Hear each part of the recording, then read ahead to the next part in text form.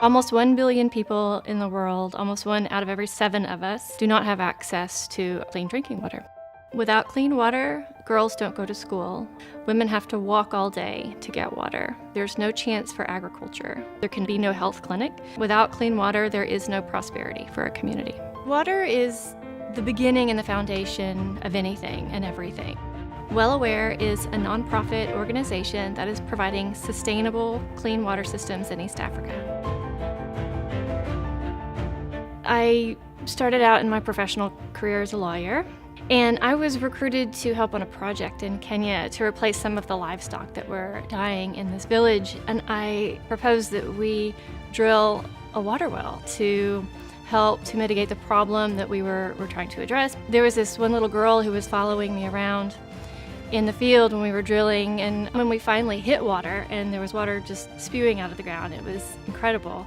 She was saying to me, "Maji, maji," which means water in Swahili. And I picked her up and held her and gave her the water, and she drank it in just one big gulp. It was that trip and that moment that inspired me to drop everything else and work on this work. I had to sell the house, I sold my car, I gave up what had been my life plan up until that point to do this work. I just knew it could work, and I knew it needed to work.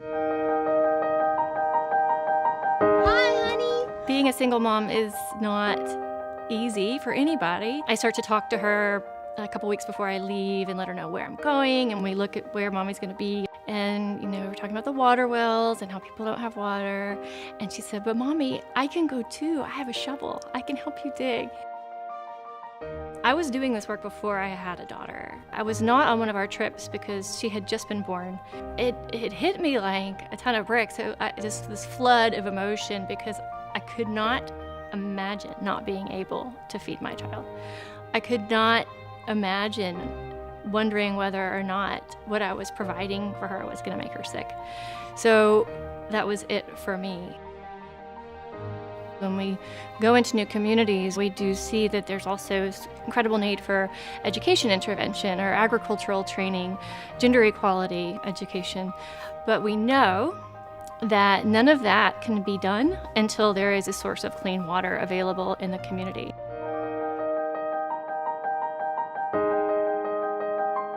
We worked in a northern region of Kenya called Isiolo. My name is Sarah, and we are from Austin, Texas. Collaboration is so important, be they local government offices, the drilling contractors, the suppliers, and then other NGOs. From the very beginning to the handoff of the water system, it's collaboration every step of the way. Yay! We see disease rates drop like almost overnight once we have clean water in a community. So that's the reward.